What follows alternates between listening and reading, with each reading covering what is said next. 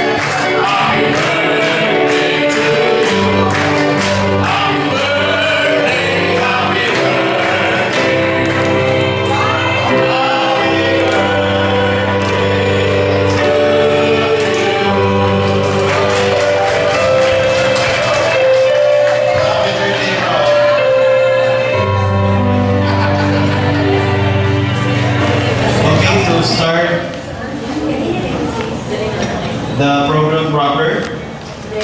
Our speaker for today will talk on speech and wrongdoing.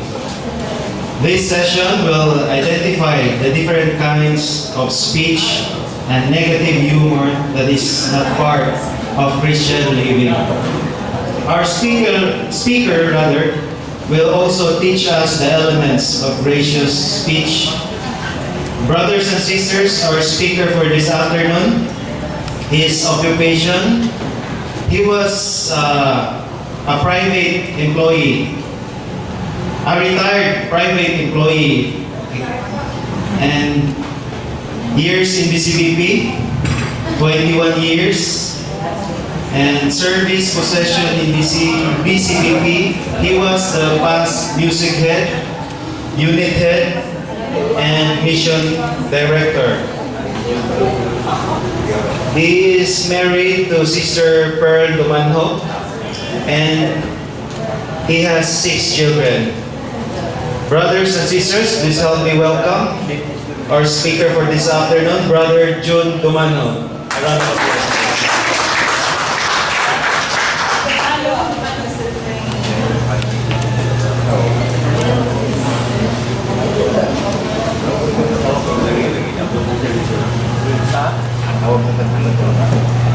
Thank you, bro. Ilan itu kita ini 21 years ng CBP.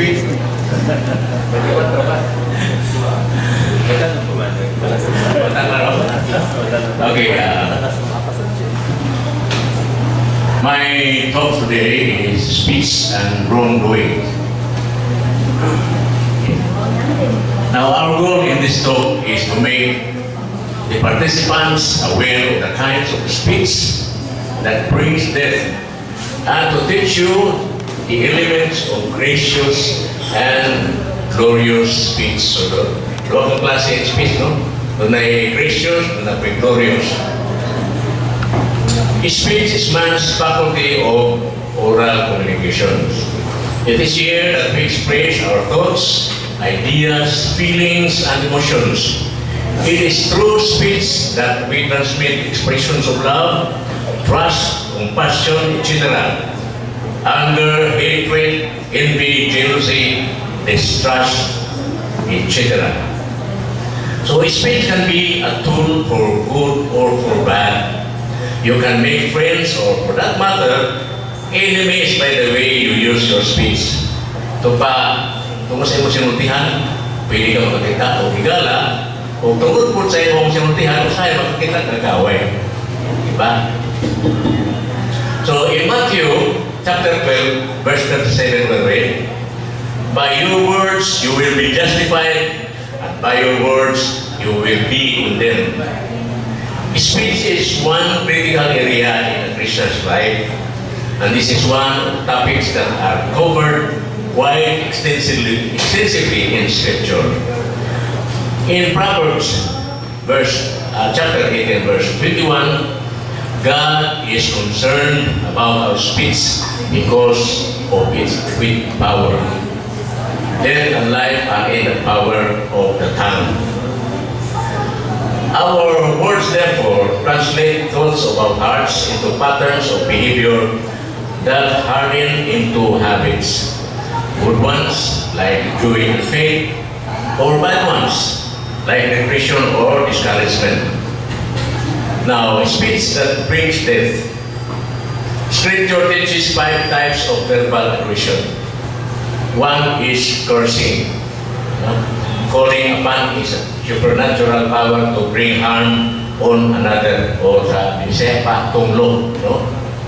Appealing to a supernatural to punish a wrongdoer, denouncing or calling down harm upon someone. Example, mamatay ka pa unta, maigop ka pa unta sa kilat, mabanggaan ka pa unta sa train, kung mo na may ka tawa. Pero mga panahon na, di ba? Taon na talagang sa mga na maigop sa kilat. Maligisan ka pa unta o pison. Grabe, no? So it is calling for evil or misfortune to someone or something. So dili lang ay tao, kundi apil po ang usa ka butang o mananap tunglohon. Pwede matunglo ko ng mananap. Kalita may ka, kapit kang pa-ikisayro, maligisan ka po ang iro ka. So cursing is usually done in an exclamation. Singgit, no? A word or phrase that is generally considered blasphemous, obscene, vulgar, or otherwise offensive. Kasagaran may tabo ni sa katao tungkol sa kalagot, no? Doon ay example. One co-employee sa una, mahilig din siyang baligyan siya ang sweldo, sa iyang bonus, sa iyang loan sa credit union, baligyan na niya, hindi na kapahot pa, o ganun sa iyang release. So katasan na daan sa kanaing baligyan. Ang iya pag yung baligyan mo na kumubra. Ang nagkadaot ng dire, kay dili ko sa rayang baligyan. Duha, kauban pag inang opisina. So, yawa-yawaon siya maayo, kasamaan siya, grabe paligkaso maayo. Di na lang siya mga balik, kay satan man siya. Mayroong mamatay ka pa unta. Yan po ba sa kinay, mamatay po. Muna no, gabi kayo kaso ko. Ang ikanwa, kinitawan ng reviling, no? Insulting or hurling verbal abuse at another. Kung ikitawag nato o pagdaot, no? To use abusive or contemptuous language, to vilify, to imply false accusations made in order to ruin someone's reputation. Usually, it implies violent and direct abuse, such as the calling of names. Nangitan, kana si Pedro kawatan na, or si Juan, luha ka po, kabit na. Or si Fred, salbahe kayo, palautan o dili kay balong bayan.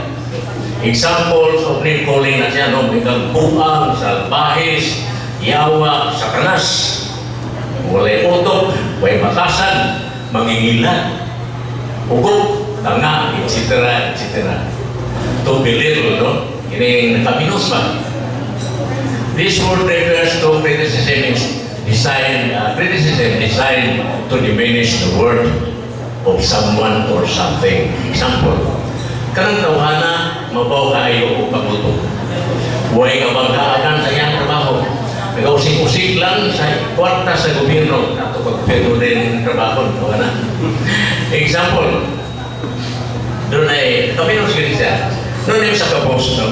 Ay ang clerk, nakita niya sa ka-picture siya clerk.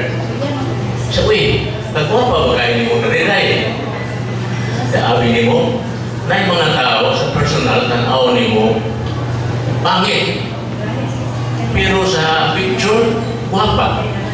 Sa imo, nabalik. Katawag ba ito? Grabe ka itong binuang sa puso. So, ay ikatulo, guile. Clever, no? Aptik. Ganitawag na itong marok. Using deceitful or misleading words to cloak malicious intentions. Now, the word can sometimes indicate approval, if not admiration for a clever person who has learned that indirect means are the only effective ones in some complex situation. Guile suggests a wily and shrewd person who uses subterfuges and stratagems to get his way. Example, investment scams. Ini siya, no? Minaro mo ni siya. Pangilan. Illegal recruitment. In Psalm chapter 10 verse 7, and it says, his mouth is full of curses, deceit, threats, spite, and mischief are under his tongue. And Romans chapter 1 verses 29 to 31, it says, and I quote, and so they are full of injustice, perversity, greed, evil. They are full of jealousy, murder, strife, deceit, bad will, and gossip. They commit calumny, offend God, and haughty. They are proud, liars, clever in doing evil. They are rebellious towards their parents, senseless, disloyal, cold-hearted, and merciless. Usa sa types of verbal aggression, okay, false witness, no? Testifying in a court of law to harm another. Thou shalt not bear false witness against thy neighbor. Or 9th commandment, matulungan nyo. So Proverbs chapter 6, verses 16 to 19, there are six things that the Lord hates, 7 that are abomination to him. Haughty eyes, a lying tongue, and hands that shed innocent blood, a heart that devises wicked plans, feet that makes haste to run to evil, a false witness who breathes out lies, and one who sows discord among brothers. Example, a man who stood as false witness in a rape case, pointing an innocent man in order to save his close friend. The poor guy was not only put into prison, but was sentenced to death for the crime he did not commit. Grabe kayo. False witness. In Exodus chapter 23 verse 1, you shall not spread a false report. You shall not join hands with a wicked man to be a malicious witness. Proverbs chapter 19 verse 5, a false witness will not go unpunished, and he who brings out lies will not escape.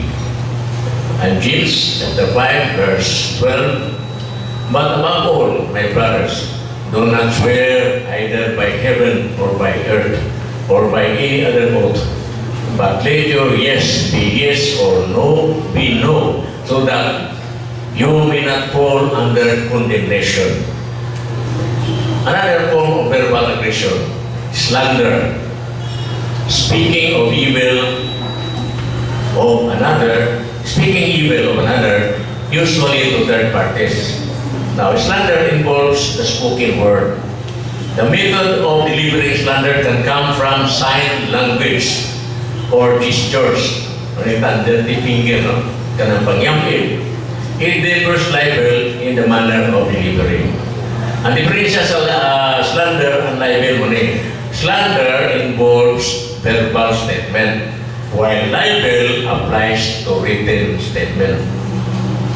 Slander is a malicious, false, and defamatory statement by oral utterance with intention to damage another person's reputation. Telling others a falsehood about someone is known as slander if it could cause harm to that person's reputation. Scriptures forbids of speaking of one another in a way that destroys the other's reputation or questions his basic righteousness and competence. Example, Eddie is a thief. Eddie is an adulterer, kapitero. Exceptions, when we reprove people for their own good, no? Exception na siya. To scold or correct, usually gently or with kind intent. Or for correctional purposes. Example, a chapter head, ato ni sa BCLP, a chapter head or a unit leader calls the attention of a member on information received through a third party that is detrimental to him or the BCLP. The informant, however, must be willing to be identified. No? Example, a brother seen entering a karaoke bar, to kalikod-lingkod sa siya sa karaoke bar, nag-agbay pag-itog chicks, wearing his BCLP uniform. Kinahanglan na ato kita-itugan, no? Magkadaon sa itong community, di ba? Okay, response to slander. If we hold grievance against a person, we should only speak about it directly to the person concerned.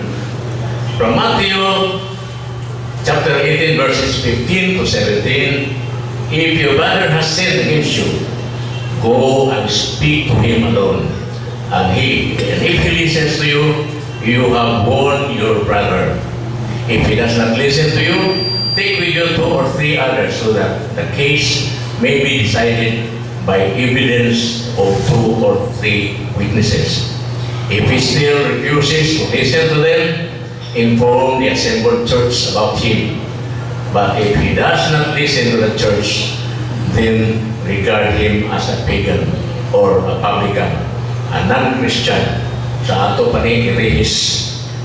We should not listen to people speaking against others, no? Kita angay maminaw na ang libak-libak, no? Ato nalikayan. Kita na ba, mahilikay tao na tayo. Natungga na ito. Libakay. Satu. Ay saba ato tadi. Ato dapat ibu isulti sempat saba ato tadi. Betul, kuyana na tayo. The evil pattern listen to the lips of liars, and the liar gives an ear to the corrupt tongue. Sirach chapter 19 verses 13 to 17, speak to your friend, perhaps he has done nothing, and if he has, he will not do it again. Speak with your friend, perhaps he has not said anything, and if he has, will not say it again. Speak to your friend, for there is much slander. Do not believe all that you hear. Often unintentional slips are made, for who has never sinned by speech?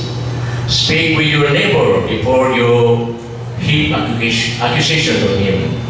Then leave room for the law of the Almighty.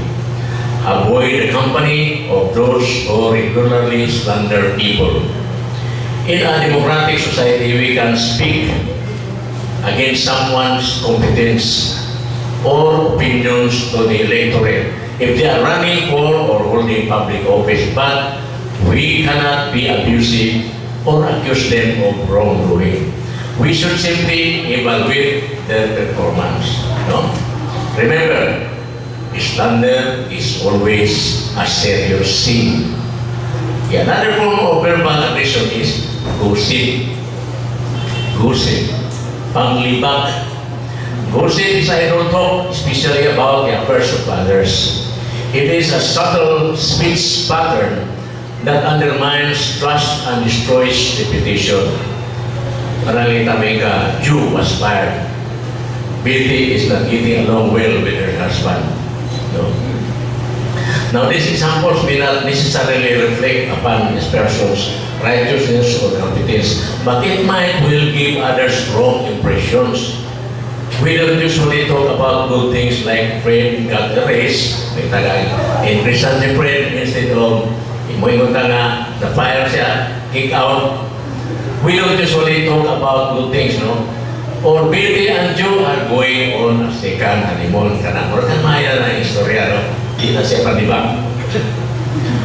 Now, there are some quotes about gossip. Okay. Great minds discuss ideas.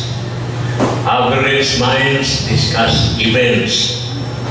Small minds discuss people. Di ba tinoon? No?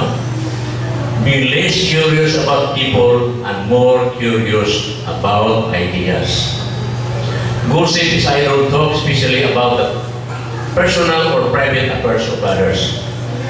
Gossip has also been identified as aiding social bonding in large groups. Dito sa US, ilan mo o ning panlibak as for social bonding. May grupo dito, magtapok na sila ang panlibak, mga tawa.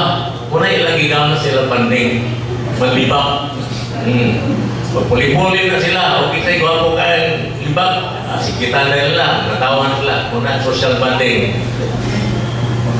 When we speak of brothers and sisters, when we speak of brothers and sisters, it should be in a way that leads our listeners to love and respect them.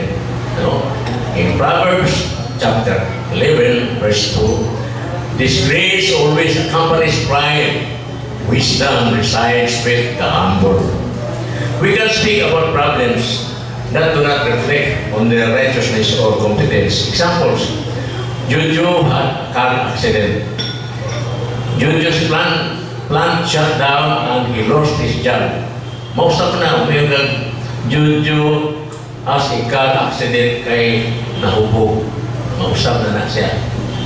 Or Juju's plant shut down and he lost his job. Juju kick out sa planta kay ikamaw sa trabaho. So gossip very often is considered a petty sin. However, it is classified in the same category of serious sins like the refusal to worship God and violation of personal relationship. 2 Corinthians chapter 12, verse 20,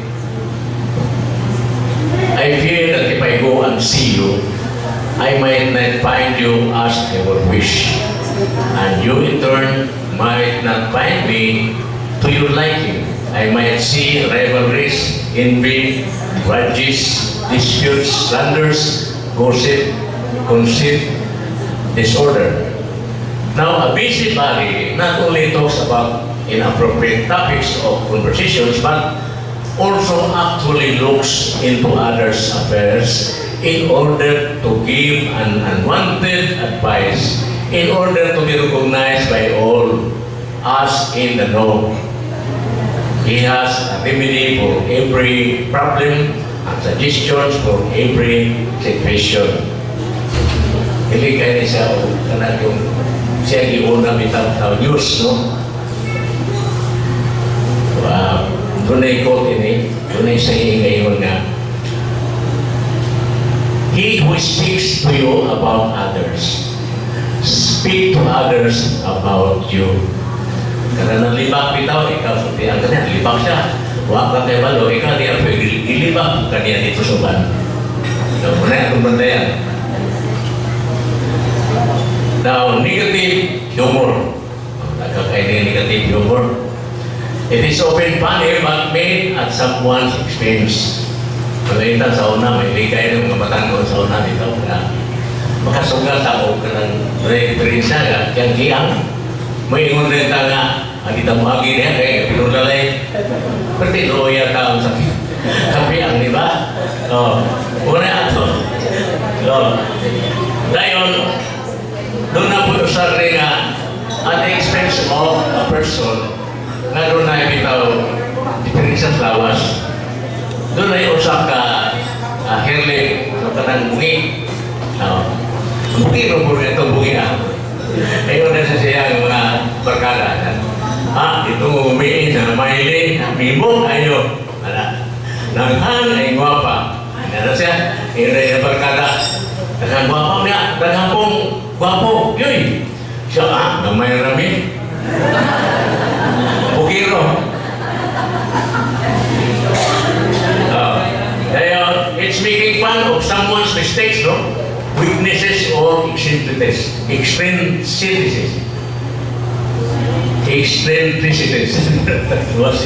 Example, clerk's error in sending communication. Kung na yung sa ikayo niya na, sa Atlanta, kung may trabahoan sa una, doon kami expansion, no? Expansion. Dito ko na-assign as project engineer. Dahil doon ay ako consultant dito from France. Ang iyang clerk, isugo niya, okay, you send these 2 letters, one to France and the other dito sa among main office sa Manila. So, interchange man na niya. Ang paingon sa France dito sa Manila. Ang paingon sa Manila dito sa France. Kansyawan sa mayo, kayang, pero bato, palagin ko niya tuyuan. No? Doon kayo ang clerk baka ikatawan sa iyong mga kauban. Tuwagin ko niya tuyuan. Sometimes, negative humor is used as a sign of affection. Dili po tanan binuangan, no? Kan magpakaminos. An indirect personal correction, appreciation, or familiarity. Pangitan, mayroon ang sa kainahan na binimuday, para ba ka, no? Pero, hinahinay lang kaon kay, naku, nag-imuntian, abay pa lang sa mong mga barkada, boros ka. So, kana, a sign of affection. No, wala siya wala niya na utayan na. Now, this is a sign of weakness in our modern society. She has lost the rich expression of friendship and affection through direct commendation or expression in clear and sober language how much we esteem our value to the other person. It can be habit forming, no? Rejection of negative humor does not mean a rejection of all humors. Many forms of humor are joyful and life-giving. Example, doon na yung sa farmer na bureau, sa iyang farm, doon na yung pan, ito, bugnaw na yung tubig, kagigan sa spring.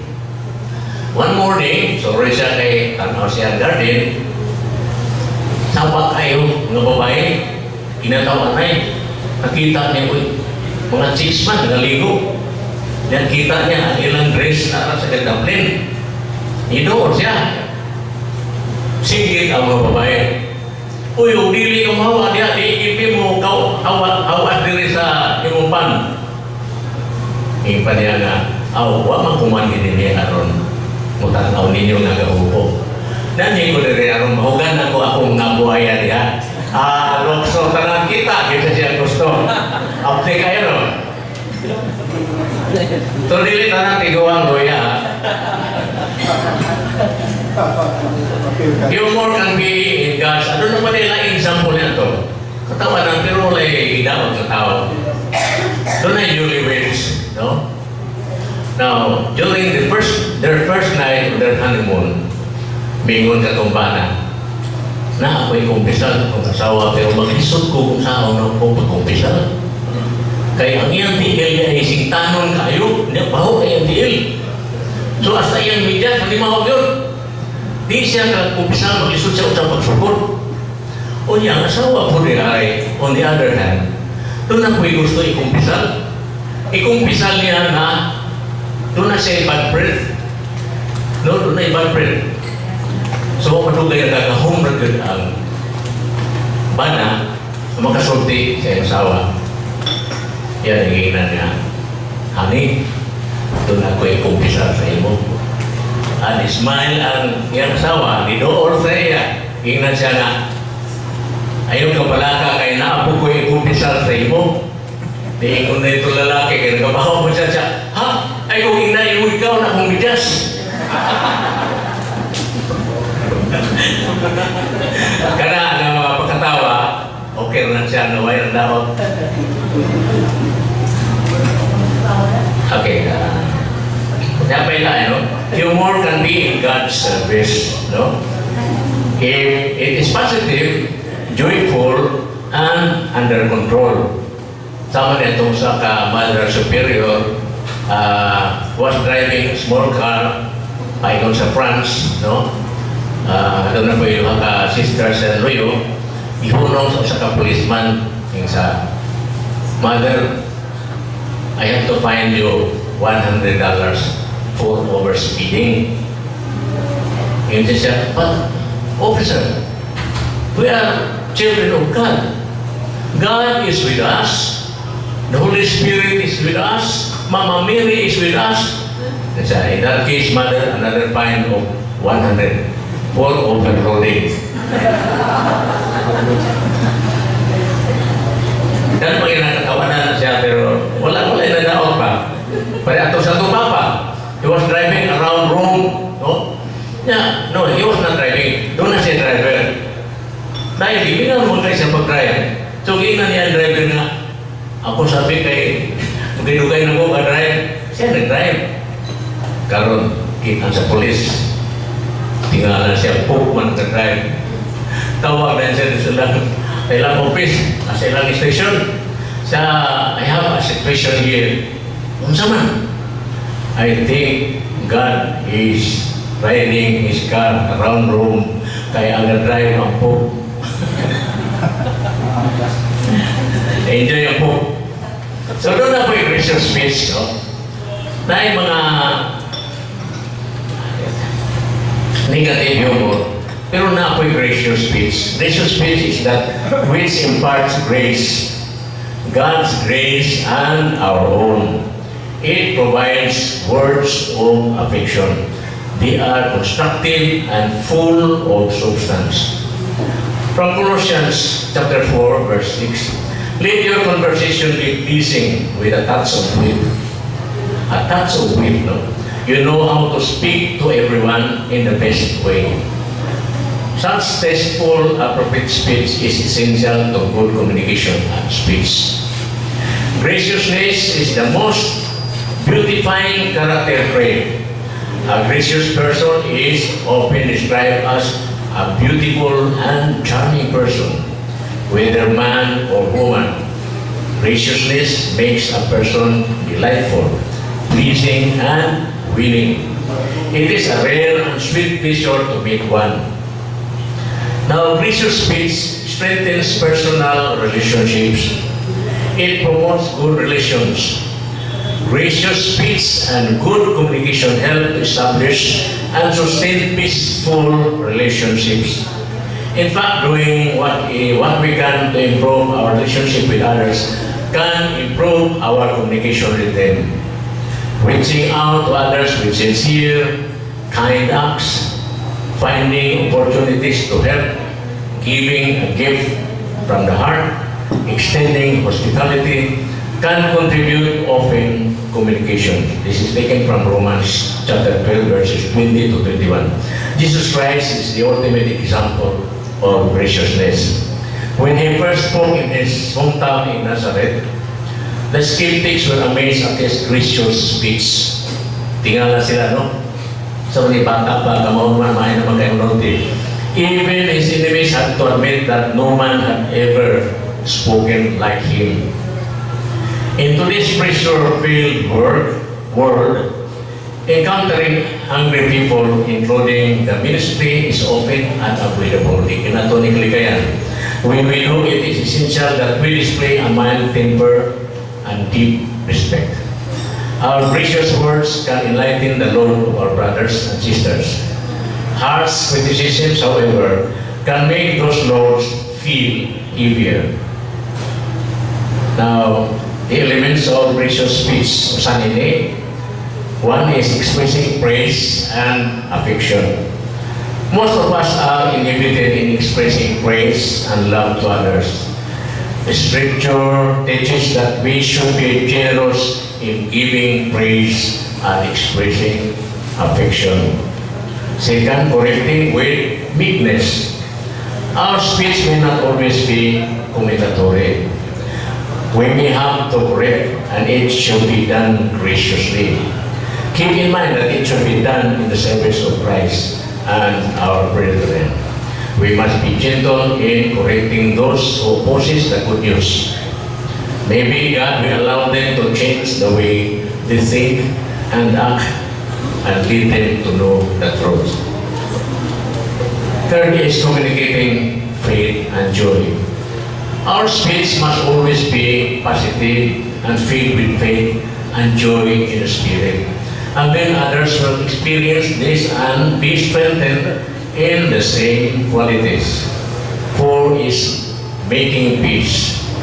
Gracious in speech means non-contentious, argumentative, impatient, defensive, and critical. Christian man or woman should be strong, confident, and able to avoid conflict without being fearful or intimidated. It should be able to stand to righteousness all the times. Fifth is showing courtesy.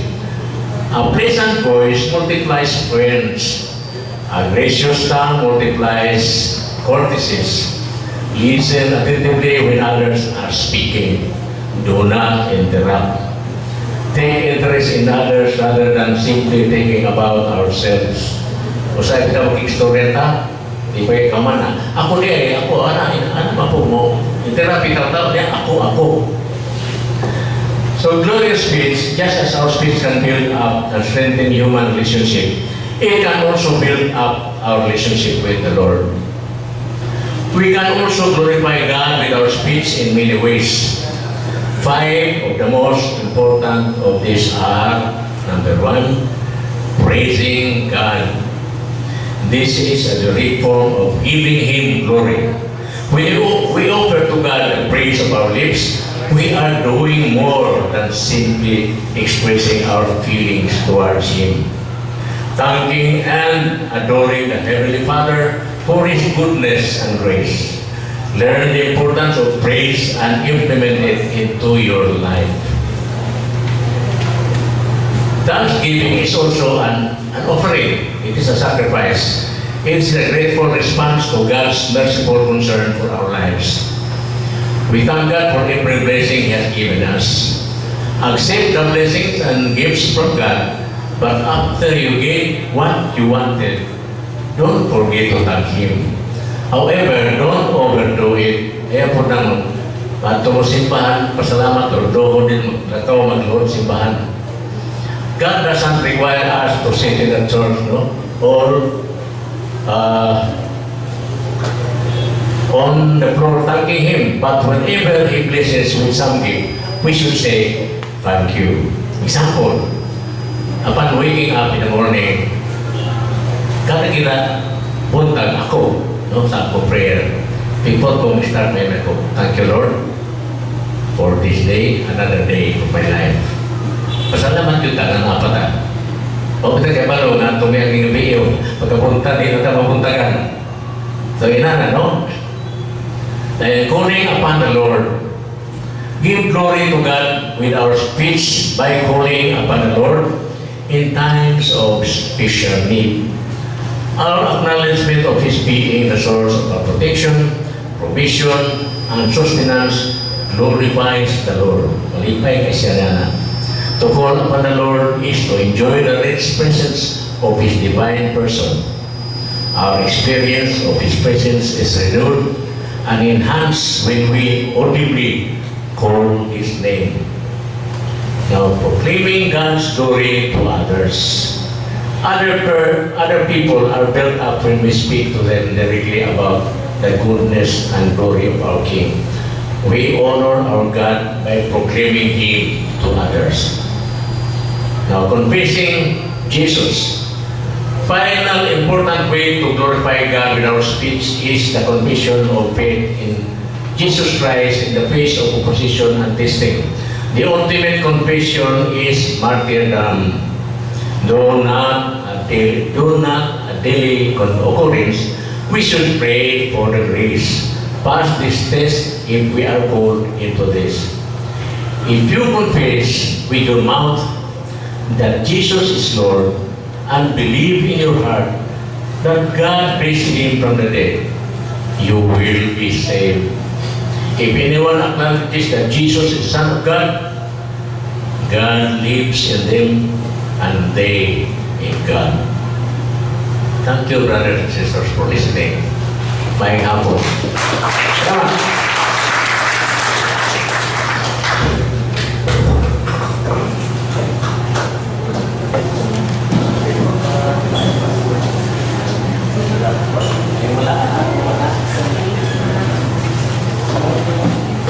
Thank you, Ranjun. And we thank the Lord for giving us a great speaker this time. So for our discussion starter, let us have the isa lang, no? Discussion starter. So how did you use your gift of speech to our brothers and sisters in the BCBP? No? Or within your group? Or so far kanang ato ang interaction between BCBP members or sa tuang kagrupo sa CLP. So how did you use your gift of speech to our brothers and sisters? So let us have max of 5 minutes per participant, and let us start our discussion with a prayer.